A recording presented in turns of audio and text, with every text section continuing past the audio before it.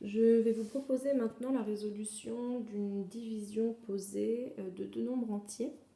Je vous propose la division 6245 divisée par 3. 6245 divisé par 3. Ici, la pose du calcul est différente puisqu'on va poser une potence. Ici.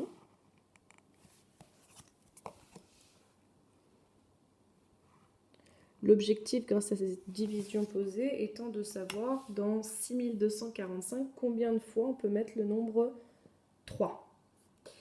Alors, pareil, pour changer de l'addition, de la soustraction ou même de la multiplication posée, on ne commence pas ici par les unités. On va commencer par le chiffre qui se situera le plus à gauche. Ici, le 6. Donc, on cherche d'abord dans 6 combien de fois j'ai le nombre 3. Et on sait bien que 2 fois 3, ça fait 6. Donc, j'écris bien ici que je vais prendre 2 fois le nombre 3. Et je vais ensuite enlever donc le résultat de 2 fois 3, c'est-à-dire 6. 6 moins 6, il reste 0. Je passe ensuite au chiffre des centaines. Donc, je vais ici mettre le 2. Et je vais chercher dans 2 combien il y a de fois 3. Et vous savez bien qu'il y a 0 fois 3 dans 2. Donc j'enlève ici 0. Il reste 2.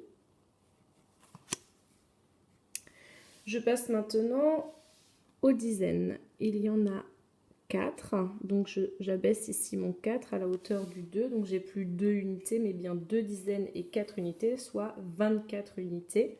Et je cherche à nouveau dans 3 combien de fois 24.